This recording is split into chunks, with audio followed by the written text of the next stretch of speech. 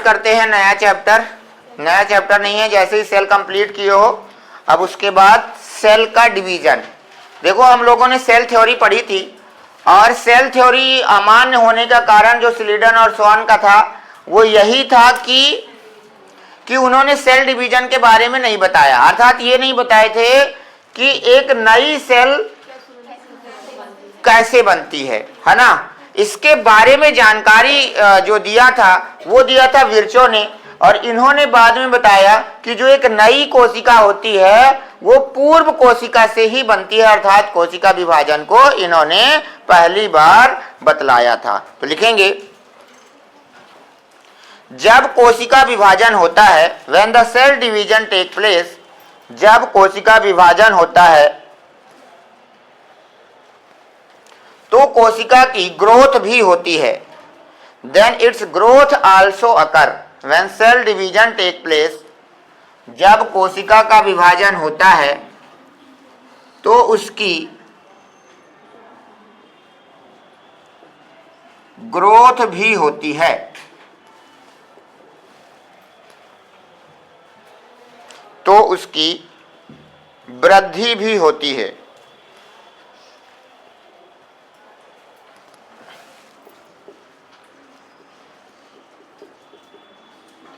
Rudolf Virchow ने cell division के बारे में बतलाया। कब बतलाया था? 1855 में।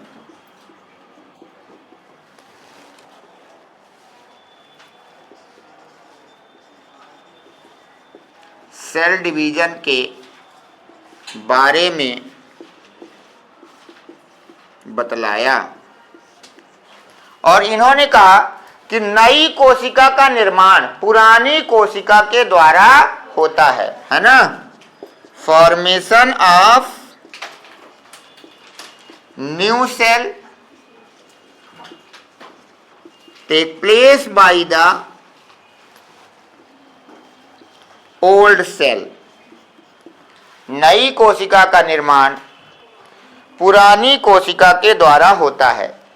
नई कोशिका का निर्माण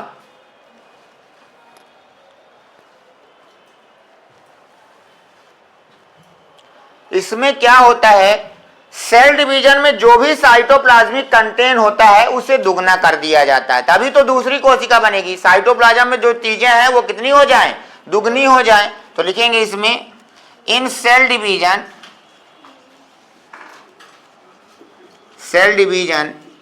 cytoplasmic content become double. Cell division में साइटोप्लाज्मिक कंटेंट दुगना हो जाता है। साइटोप्लाज्मिक कंटेंट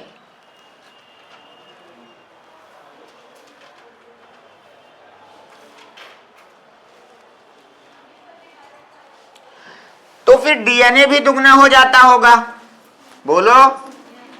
और डीएनए के मटेरियल को नापने के लिए पिकोग्राम का उपयोग किया जाता है, ठीक है ना। तो लिखेंगे डीएनए मटेरियल के मापन के लिए for the measurement of DNA material, DNA material के मापन के लिए पिकोग्राम का उपयोग किया जाता है। तो फॉर द डीएनए के लिए किसका उपयोग होता है? पिकोग्राम का उपयोग किया जाता है।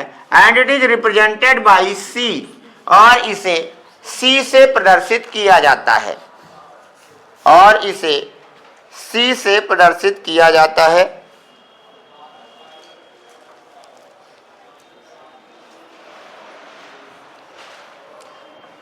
फॉर द हैप्लॉइड सेल के लिए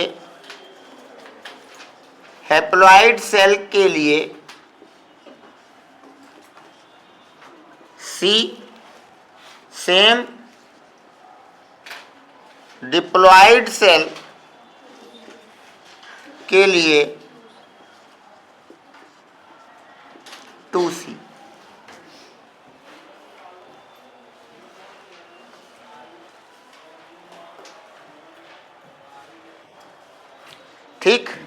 तो जैसे मान लो ये कोई जैसे क्रोमोसोम है, ये कोई हैप्लॉइड सेल थी और ये सी था। मान लो इसमें रेप्लिकेशन हुआ, डीएनए का मटेरियल दुगना होता है रेप्लिकेशन में, बोलो होता है। तो इसका मटेरियल डबल होगा, तो ये ऐसा तो रहेगा ही, साथ साथ इसमें एक और आ जाएगा, तो ये भी सी रहेगा, ये सी रहेगा, तो टोटल इसका मटेरियल कैसा हो जाएगा, 2C हो जाएगा। सेम इसी प्रकार अगर डिप्लॉयड होता ये और ये, तो फिर हम कहते कि ये 2C है। इसका रेप्लिकेशन कराते, बोलो, तो मटेरियल डीएनए का कैसा हो जाता, डबल होता। भाई रेप्लिकेशन में दो बन, डीएनए रेप्लिकेशन में डबल हो जाता मटेरियल। तो अगर ये ऐसा हो जाता तो एक तो ये इसका खुद है और इसमें इधर और बन जाता, तो फिर इसका टोटल कितना हो जाता, 2C ये, और कितना हो जाएगा 4C। तो इस तरह से सी के द्वारा जेनेटिक मटेरियल का मेजरमेंट किया जाता है।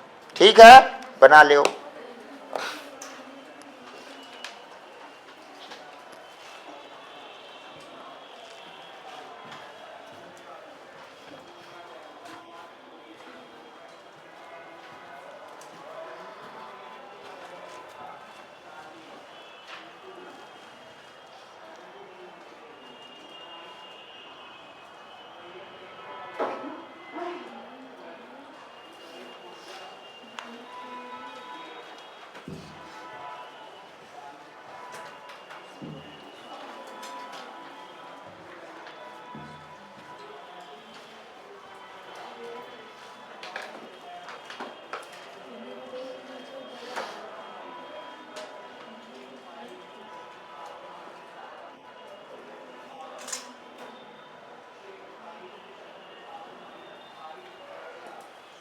हो गया।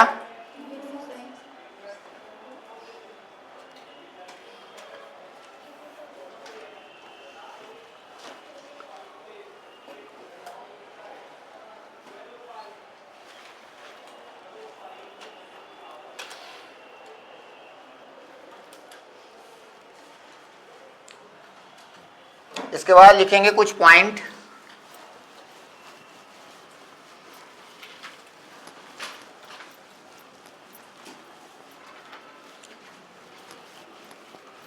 लिखेंगे ड्यूरिंग द सेल डिवीजन, कोशिका विभाजन के दौरान, ड्यूरिंग द सेल डिवीजन, कोशिका विभाजन के दौरान, ड्यूरिंग द सेल डिवीजन, कोशिका विभाजन के दौरान, कोशिका विभाजन के दौरान होने वाली सभी घटनाएं, होने वाली सभी घटनाएं सेल साइकिल कहलाती हैं। कोशिका विभाजन के दौरान होने वाली सभी घटनाएं सेल साइकिल कहलाती हैं।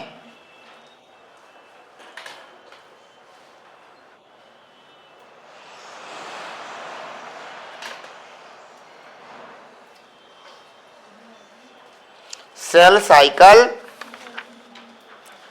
कहलाती हैं। अगला, सेल डिवीजन के दौरान डॉटर सेल का निर्माण होता है।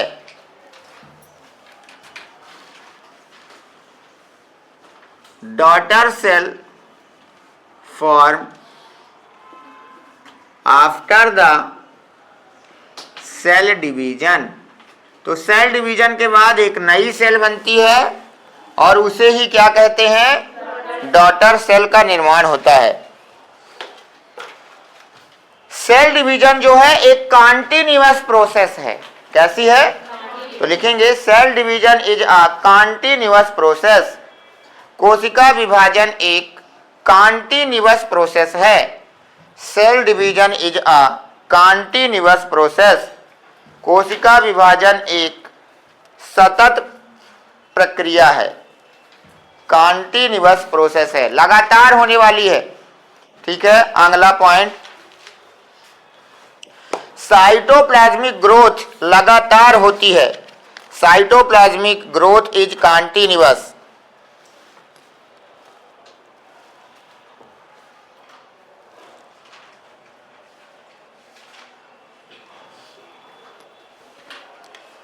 ठीक है। अब जब सेल डिवीजन होगा तो सेल डिवीजन के दौरान रेप्लिकेशन बार बार नहीं होता है।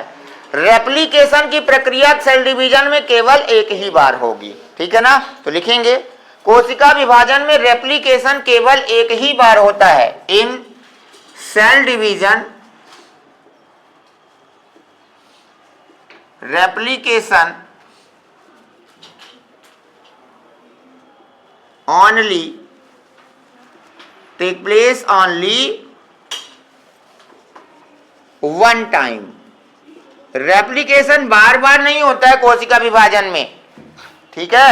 एक बार होगा, मटेरियल दुगना हो गया, फिर वो दूसरी सेल में चला जाएगा, तो दोनों का मटेरियल फिर इक्वल हो जाएगा। समझ गए। जैसे ये था तो ये 2C है मान लो जेनेटिक मटेरियल, तो दूसरा एप्लीकेशन हुआ तो 4C हो गया, 2C और बन गया, तो टोटल कितने हो गए, फिर एक C इसमें चला गया, तो दूसरी से में तो दोनों का जेनेटिक मटेरियल सेम ही रह जाता है। ऐसा ही तो है एप्लीकेशन। 2C कैसे होगा वो समझ में आ जाएगा। आ गई बात समझ में। तो जेनेटिक मटेरियल दुगना होगा। चलिए आगे लिखेंगे। ये जो सेल डिवीजन के चेंजेस हैं ये केवल हमें यूकैरियोटिक में ही देखने को मिलेंगे, क्योंकि प्रोकैरियोटिक में इनका कोई सीक्वेंस नहीं होता है, ठीक है। तो लिखेंगे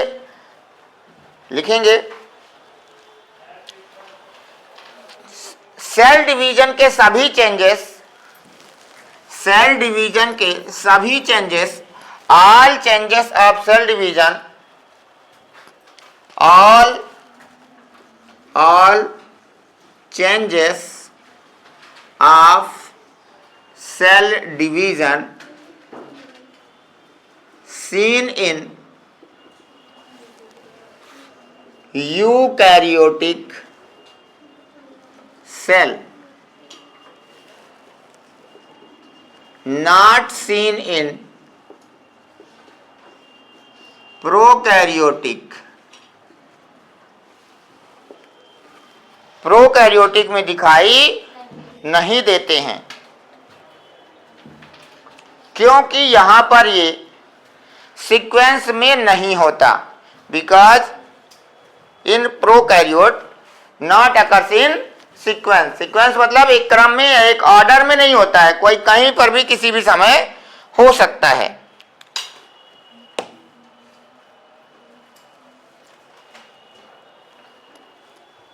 जैसे for example virus and bacteria are prokaryotes, ये सब प्रोकैरियोट हैं। While fungi is a eukaryotes, जबकि फंजाई यूकैरियोटिक है। तो यूकैरियोटिक में आप देख सकते हैं, बाकी आपको प्रोकैरियोटिक में ये सीक्वेंस में नहीं होता है तो फिर दिखाई नहीं देता है।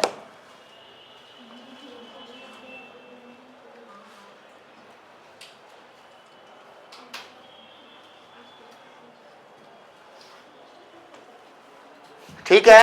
तो हम किसका पढ़ेंगे, यूकैरियोटिक का। प्रोकैरियोटिक का तो कोई सीक्वेंस ही नहीं है, बोलो। चलो देख लेते हैं, मिटाओ। अब हम पढ़ने जा रहे हैं सेल साइकिल ऑफ यूकैरियोटिक, है ना। चलो यूकैरियोटिक की सेल साइकिल।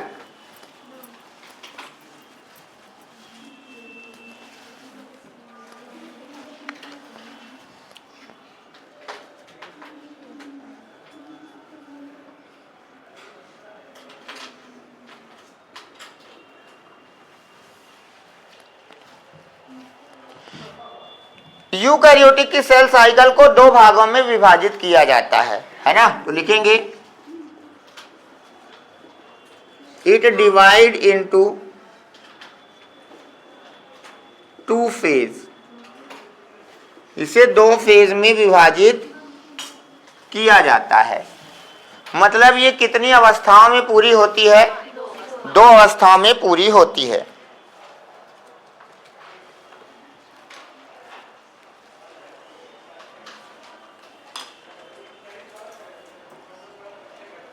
एक है सेल का डिवीजन होना, जिसे हम कह देंगे सेल डिवीजन,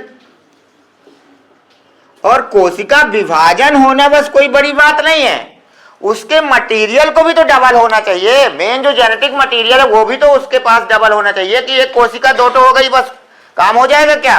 तो दूसरी फेज कहलाती है इंटरफेज। तो ये दो फेज में कंप्लीट होता है। पहले का नाम है सेल डिवीजन और दूसरा इंटरफेज, ठीक है। इसे एम फेज भी कहते हैं। क्या कहते हैं? M phase. अब आपको पता है इसमें क्या हो जाएगा, एक सेल से दूसरी सेल बनेगी और इसमें क्या होता होगा बताओ, जेनेटिक मटेरियल डबल होता है। तो इंटरफेज के दौरान क्या किया जाता होगा कि जेनेटिक मटेरियल क्या हो जाता है, डबल हो जाता है। अर्थात यहां क्या होता है,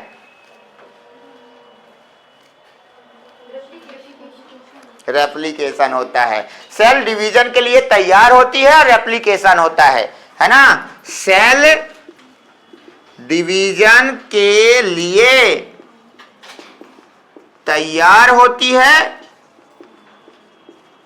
रेप्लिकेशन होता है ना। सेल को डिवाइड होना है तो तैयारी तो करेगी भाई कि ये इसका जेनेटिक मटेरियल ये है, इसको अलग करो, इतना उधर चला जाएगा, इतना साइटोप्लाज्म चला जाएगा, सारी चीजों को तो डिवाइड करना है। तो ये क्या करेगी, वहां पर तैयारी करेगी। एम फेज का मतलब माइटोसिस कराते हैं यहां। अब देखो ये जो सेल डिवीजन की प्रक्रिया है ये बहुत जल्दी ही से पूरी हो जाती है, इसको बहुत समय नहीं लगता है। ये पूरी अगर हम प्रोसेस करें कि ये पूरा सेल साइकिल है तो ये वाला केवल 5% है, बाकी 95% जो है वो इंटरफेज होती है। मतलब कोशिका तैयारी ही करती रहती है हर बार डिवीजन होने की और इतने में डिवाइड हो जाती है। बोलो, तो अगर कहीं सेल डिवीजन चल रहा है तो उसमें एम फेज, जैसे ये पूरी साइकिल ही है, ये पूरी साइकिल है तो इसमें इतना ये 5% है और यही एम फेज है और बाकी ये जो इतना बचा ये 95% ये इंटरफेज है। इसमें कोशिका तैयार होती है और यहां डिवाइड हो जाती है बस। तो बताओ रेप्लिकेशन यहां होगा कि यहां, इंटरफेज में होगा। अब इंटरफेज के कई प्रकार हैं, जैसे G1, G2, यस। तो इसमें यह बताएंगे कि G1 में क्या होता है, G2 में क्या होता है, यस फेज में क्या होता है। लेकिन ये तो पता है हमें कि ये इंटरफेज में है क्योंकि यहां डिवाइड होती है। अगर इंटरफेज में बाकी है तो G1, G2 और ये सब तो यही है। पर ये तुम सोच गलत रहे हो, यहां पर भी खूब सारी अवस्थाएं भरी हुई हैं, इनसे ज्यादा यहां है, ठीक है। तो यही आप पढ़ना है, यही पढ़ना सेल डिवीजन है, ठीक है। बनाओ इसको जल्दी से, फिर मैं इस सेल साइकिल को दिखाता हूं कि कहां कहां कैसे चलती है।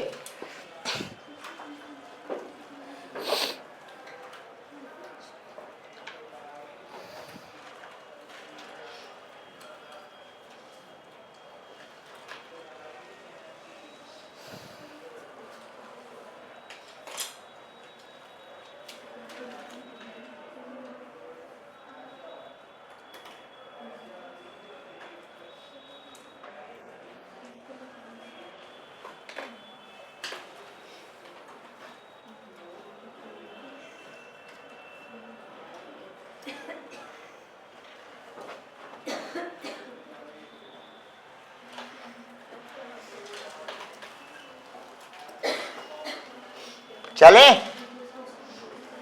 बन गया।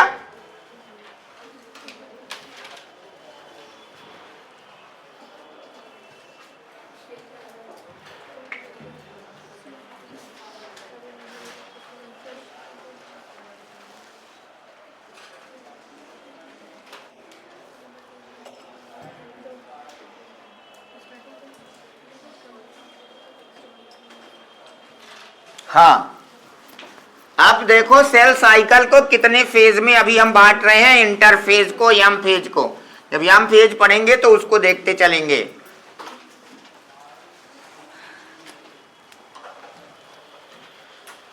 तो ये बन गया सेल का पूरा साइकिल। इतने में सेल को डिवाइड होकर के पूरा हो लेना, ये सेंटर हो गया। हम क्या बनाने जा रहे हैं? Cell cycle. तो हमने कहा कि भाई ये हो गया 5% वाला एम फेज। तो यहां लिख देता हूं ये एम फेज है। जानते हो एम फेज कितने घंटे में पूरा हो जाता है? ये 1 घंटे में पूरा हो जाता है। 1 आवर्स का समय लेता है मात्र, सबसे कम। ठीक है, इसके बाद चलते हैं। तो यहां से ये प्रोसेस कोई स्टार्ट हो गई है। ये यहां तक इंटरफेज है पूरा, पता है ना, क्योंकि ये पूरा 95% इंटरफेज है। इंटरफेज के दौरान मुख्यतः हमें जेनेटिक मटेरियल को डबल करना है। बोलो। तो मान लो हमारा यहां पर यूकैरियोटिक सेल है और ये 2C जेनेटिक मटेरियल है। क्योंकि हमने कहा है जेनेटिक मटेरियल को C से रिप्रेजेंट करना है, लिखवा चुका हूं। तो यहां ये जो पहला गैप बनाया है मैंने, इसे G1 कहा जाता है। इसका नाम होता है गैप 1 फेज, क्योंकि ये पहला गैप बन रहा है इस साइकिल का। कौन सा गैप है बताओ? पहला। तो इसीलिए हमने इसको क्या कह दिया? Gap 1 phase. दूसरा बोलो। इसके बाद यहां आता है तो ये रुक जाता है ऐसे और ये आ जाता है एस फेज। एस फेज को, ये इनिशियल एस फेज है, सही है, शुरुआत हुई है। और ये पोस्ट माने लास्ट यस फेज है। यस का पूरा नाम होता है सिंथेसिस फेज, क्योंकि यहां पर सिंथेसिस कुछ होता है, कुछ बनता है। क्या बनता है बोलो? यहां पर क्या बनता है बोलो? यहां पर बनता है डीएनए मटेरियल डबल होता है। तो यहां से रेप्लिकेशन स्टार्ट हो गया और यहां आते आते 4C हो गया। तो पूछेगा कि यदि रेप्लिकेशन के जीवन में जेनेटिक मटेरियल 2C है तो यस में कितना हो जाएगा? तो डबल हो गया जेनेटिक मटेरियल, तो यहां कितना हो जाता है? 4। इसीलिए इसका नाम है सिंथेसिस फेज। ठीक है, इसके बाद आता है ये वाला, इसका G2 फेज। यहां पर ये 4C पहुंच जाएगा, इसके बाद यहां चलेगा तो डिवाइड होगा एम फेज में। तो ये कौन सा फेज कहलाएगा? Gap 2 phase. ठीक है, अगर हम टाइम की बात करें तो सबसे ज्यादा समय G1 लेता है, इसके बाद S लेता है, इसके बाद और सबसे कम अगर हम इसके समय की बात करें तो समय भी है। बताओ G1 का समय, ये 8 से 12 घंटे हैं, ये लगभग 6 से 8 घंटे, ये 3 से 4 घंटे और ये लगभग 1 आवर्स का समय लेता है। तो ये टाइम का ऑर्डर भी लिखा हुआ है, बना ले उसको।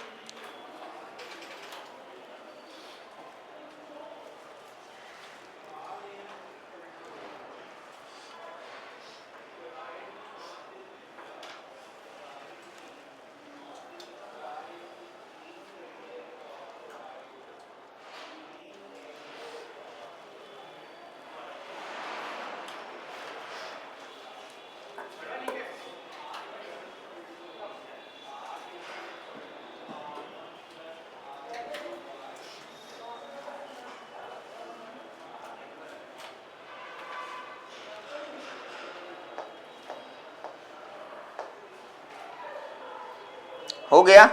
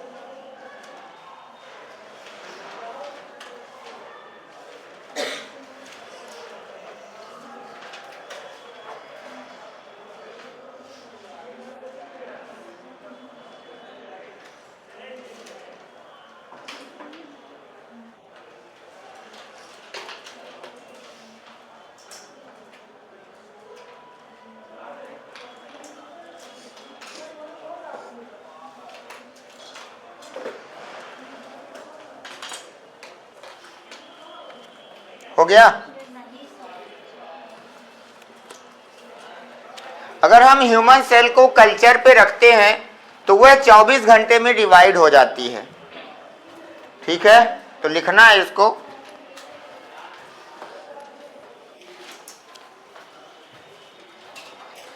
इन culture of human cell culture में लिखो, ह्यूमन सेल कल्चर में यह 24 घंटे में डिवाइड होती है। ह्यूमन सेल कल्चर में 24 घंटे में डिवाइड होती है।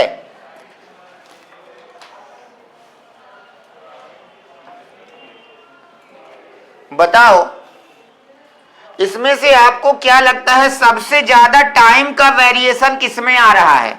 इस वाले में या इस वाले में, या इस वाले में, इस वाले में? इसमें देखो, ये 8 से 12 भी ले सकती है, मतलब 8 पे भी खत्म हो सकती है, और 12 घंटे में भी ये 6 पे भी हो सकती है, और 8 पे भी, और ये 3 से 4, और ये तो फिक्स है 1 घंटा लगभग, है ना। मतलब टाइम के अकॉर्डिंग देखें तो सबसे वेरिएबल फेज G1 है ना, परिवर्तनशील सबसे ज्यादा इसका समय। तो लिखेंगे अगला point, according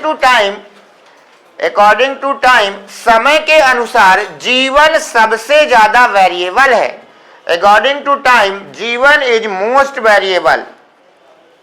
according to time G1 is most variable. समय के अनुसार G1 सबसे ज्यादा वेरिएबल है।